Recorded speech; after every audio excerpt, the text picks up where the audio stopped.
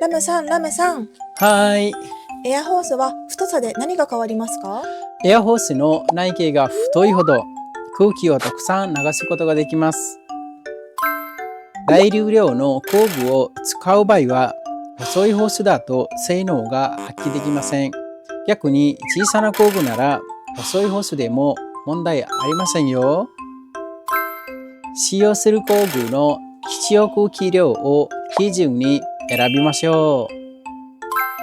コンプレッサーの修理、販売、メンテナンスは羽田コンプレッサーまで。バイバイ。